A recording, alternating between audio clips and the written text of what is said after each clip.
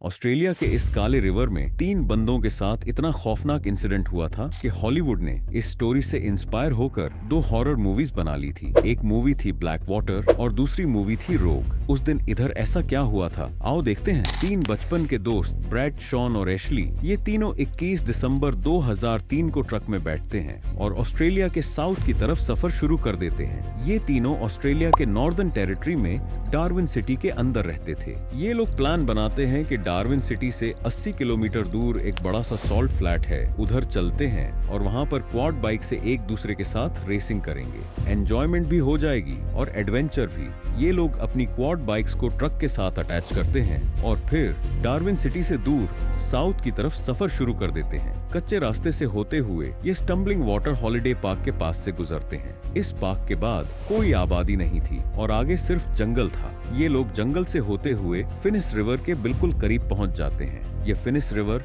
30 kilometre लंबा था और अपने बिल्कुल ही काले पानी की वजह से मशहूर था। अगर आप इस पानी में झांकें तो 1 से 2 इंच से ज्यादा नीचे कुछ भी नहीं दिखाई देगा। इस फिनिस रिवर के थोड़ा सा लेफ्ट साइड पे ये लोग बड़े से सॉल्ट फ्लैट पर पहुंचते हैं। अपनी क्वाड बाइक को ट्रक से निकालकर रेस लगाना शुरू कर देते हैं। उस दिन इस सॉल्ट फ्लैट पर बारिश बढ़ी हुई थी, जिसकी वजह से इधर कीचड़ बहुत था। तो रेस लगाते हुए ये एक दूसरे के ऊपर कीचड़ भी उछाल रहे थे, जैसे दोस्त आपस में करते हैं। कुछ घंटे एंजॉय करने के बाद ये लोग बस करते हैं और फिर वापस जाने की तैयारियां शुरू कर देते हैं। अपनी क्वाड बाइक्स को वापस ट्रक में लोड करते हैं। जब ये लोग जाने के लिए बिल्कुल तैयार थे तो इनमें से एक दोस्त कहता है, आओ जरा पानी में डुबकी लगाएं और अपने इन कपड़ों से कीचड़ तो उतारे ना। अब आप यह समझो कि ऑस्ट्रेलिया के इस एरिया में जिधर आपको सबसे कम टाइम गुजारना चाहिए वह पानी है, और वैसे भी उधर लोगों का यह मानना था कि ऐसा पानी जिधर स्विमिंग अलाउ ही नहीं है, उसमें एक ना एक ऐसा जानवर जरूर रहता है जो आपको पक्का मार देगा। और फिनिस रिवर का ये एरिया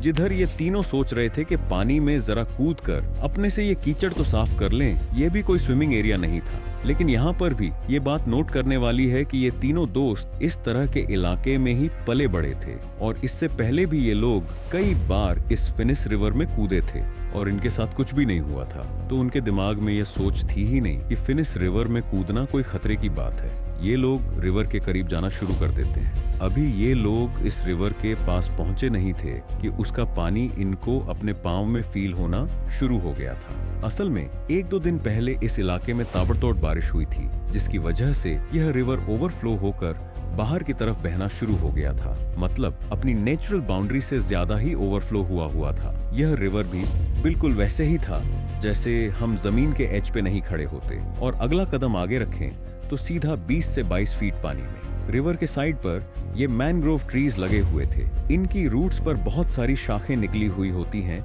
बाहर की तरफ। ये तीनों दोस्त बिल्कुल ही एज पर पहुंचकर इन मैंग्रोव ट्रीज की शाखों को पकड़ते हैं और अपने आप को पानी में डुबाकर साफ करना शुरू कर देते हैं। बड़े ही केयरफुल तरीके से ये अपने आप को साफ कर रहे थे और इन शाखों को भी अच्छी तरह ग्रिप किया हुआ था कि कहीं ये छूट न जाए। तीनों ने कीचड़ साफ कर लिया था और ये जाने ही वाले थे कि ब्रैड का हाथ फिसल जाता है और वो सीधा पानी में गिर जाता है। तेज बहाव की वजह से वो अपने दोस्तों से दूर चला जाता है। वो एशली और शॉन को मदद के लिए आवाज देता है। वो दोनों मुड़कर देखते हैं तो ब्रैड पानी में बह रहा था, तो वो दोनों भी इसको बचाने के लिए पानी में कूद जाते हैं। ये तीनों बड़े अच्छे स्विमर थे और इनके लिए कोई पैनिक वाली सिचुएशन नहीं थी।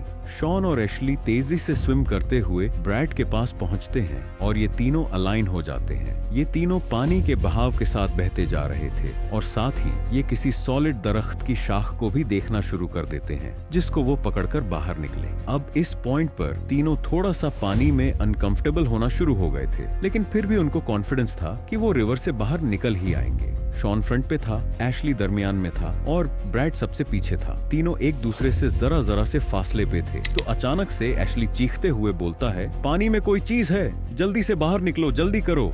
शॉन एकदम से पैनिक हो जाता है। वो पीछे तक नहीं देखता और पागलों की तरह स्विम करता हुआ एक दरख्त पे पहुंचता है जो बिल्कुल रिवर के दरमियान में था। ये फौरन इस दरख्त पर चढ़ जाता है जो 6 से 7 फीट पानी से ऊंचा था। जैसे वो चढ़ता है, एशली पास से गुजर रहा था, उसको वह पकड़ता है और दरख्त पर चढ़ा देता है। फिर वो दोनों पानी की तरफ देखते हैं ब्रैड को बचाने के लिए, लेकिन ब्रैड कहीं भी दिखाई नहीं दे रहा था। वो आवाजें लगाते हैं लेकिन ब्रैड का नाम और निशान नहीं था। फिर एकदम से शॉन पानी में येलो सी चीज देखता है। वो सरफेस से करीब थी। वो एशली को बोलता है, देखो ये क्या है, लेकिन पानी इतना काला था कि तब तक कोई चीज नजर नहीं आनी थी जब तक वो सरफेस पे ना आ जाए। फिर एकदम से वो चीज बाहर निकलती है तो वो ब्रैड था जिसने येलो जैकेट पहनी हुई थी और ब्रैड 13 फीट लंबे सॉल्ट वाटर क्रोकोडाइल के मुंह में था। ब्रैड का मुंह नीचे था और वो हिल भी नहीं रहा था।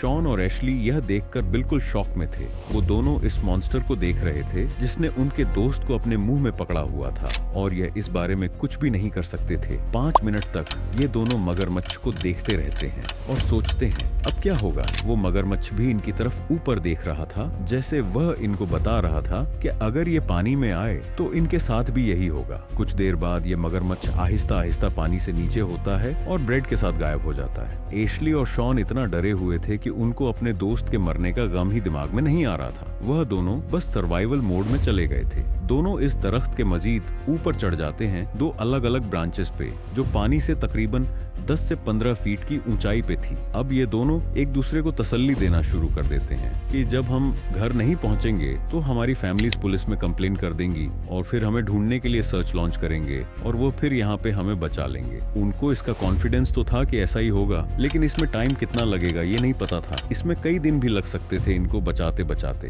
तो इनको रियलिटी नजर आना शुरू हो जाती है। ठीक है, ये लोग इस दरख्त पर सेफ थे, लेकिन आखिर कब तक। इवेंचुअली अगर ये सो गए तो दरख्त से गिरकर इन्होंने सीधा पानी में जाना है जिधर ये मगरमच्छ है। इनको नहीं पता था कि आगे क्या होने वाला है। इसी दौरान ये नीचे काले पानी में दोबारा देखते हैं तो वो 13 फीट लंबा साल्ट वाटर क्रोकोडाइल वापस आ गया था और अब उसके मुंह में ब्रेड भी नहीं था। साल्ट वाटर क्रोकोडाइल दुनिया के सबसे खतरनाक और एग्रेसिव क्रोकोडाइल हैं। ये क्रोकोडाइल की उन 2 स्पीशीज में से एक है जो एक्टिवली इंसानों को हंट करती है अगर मौका मिल जाए इनको। शॉन और एशली मगरमच्छ को डायरेक्टली देख रहे थे और वो भी इनको ऊपर देख रहा था, जैसे वो इनका इंतजार कर रहा है कि ये पानी में आए और वो इनको खा जाए। ये मगरमच्छ पानी में हिलता रहता है और बस अपना सिर निकालकर इनको देखता रहता है। शॉन और एशली दुआएं कर रहे थे कि ये किसी न किसी तरह यहाँ से तंग आकर चला जाए। फिर कुछ घंटे बाद जब सूरज ढलने वाला था, ये मगरमच्छ वाकई पानी में चला जाता है और गायब हो जाता है। शॉन नीचे वाली शाख पे था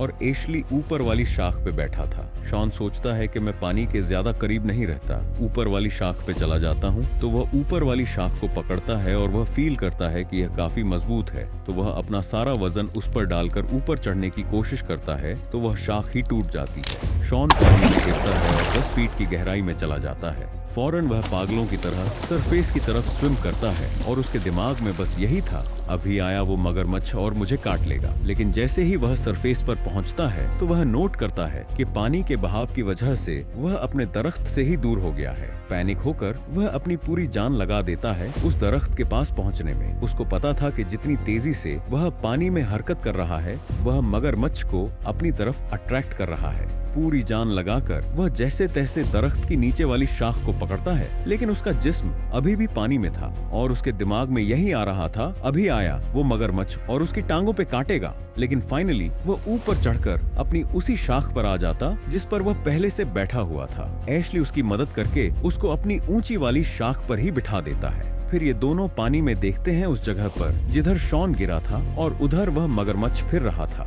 शॉन बिल्कुल टाइम पे पानी से बाहर निकला था। जब सूरज गुरूब हो जाता है तो इधर बिल्कुल ही घुप अंधेरा हो गया था। इस एरिया में किसी किस्म की लाइट नहीं थी। इधर इतना अंधेरा था इनको पानी में मगरमच्छ भी दिखाई नहीं दे रहा था, लेकिन इनको पता था कि वह नीचे ही है क्योंकि वह वक्फा से पानी में हरकत कर रहा था। ये दोनों एक दूसरे को पकड़कर बैठे रहते हैं कि कहीं कोई नींद में नीचे ना गिर जाए पानी के और वह मगरमच्छ के हाथों मारा जाए। आधी रात को इस एरिया में तूफान आ जाता है और तेज बारिश की वजह से अब इनको पानी में मगरमच्छ की आवाज भी सुनाई नहीं दे रही थी, तो इनको कोई आइडिया नहीं था कि मगरमच्छ नीचे है भी या नहीं। लेकिन जब जब बिजली गरजती थी तो वह उस लाइट से पानी में देखते थे तो उनको साफ मगरमच्छ दिखाई दे रहा था। यह दुआ कर रहे थे कि ये किसी तरह इस रात को सरवाइव कर लें। फाइनली सुबह होती है तो वह नीचे पानी में देखते हैं तो वह मगरमच्छ अभी भी दरख्त के पास बैठा था और इनका इंतजार कर रहा था। साथ ही वह यह भी नोट करते हैं कि बारिश की वजह से पानी का लेवल बहुत ज्यादा बढ़ गया है। इनको जल्द अगर नहीं बचाया गया तो एक बारिश और होनी है और ये लोग मगरमच्छ की रेंज में आ जाएंगे और वह इनको पानी में खींच लेगा। लेकिन लकीली सुबह 10 बजे एक पुलिस ऑफिसर पास में ही उनको ढूंढने के लिए आवाजें लगा रहा था। इनकी फैमिलीज ने वाकई पुलिस को इनकी मिसिंग रिपोर्ट फाइल कर दी थी और पुलिस इन दोनों को दरख्त पर बैठा देख लेती है। फिर ये लोग हेलीकॉप्टर की मदद से इनको बचाने की कोशिश करते हैं कि यह रस्सी की सीढ़ी को इनकी तरफ लो करके इनको चढ़ाएंगे, लेकिन हेलीकॉप्टर के ब्लेड्स जो दरख्त पे ही खड़े बैलेंस लूज कर रहे थे और पानी में साफ मगरमच्छ भी दिखाई दे रहा था, तो इनको बचाने के बजाय ये गलती से मगरमच्छ के ही मुंह में इनको न भेज दें तो ये हेलीकॉप्टर को वापस भेज देते हैं। लेकिन जब हेलीकॉप्टर नीचे आया था तो मगरमच्छ डर कर वहाँ से दूर चला गया था। फिर ये एक बोट लाते हैं जिसको उस दरख्त के नीचे करके इन दोनों को बिठाते हैं और फिर यहाँ से इनको बचाकर ले जाते हैं। दोनों ही लड़के इस इंसिडेंट से बहुत ही ज्यादा ट्रॉमाटाइज हो गए थे। जहाँ तक ब्रेड की बात है तो इस रिवर में सर्च करने के बावजूद भी ना उसकी बॉडी मिली, ना ही कपड़े मिले और ना ही वह मगरमच्छ दिखाई दिया जिसने उसको मारा था।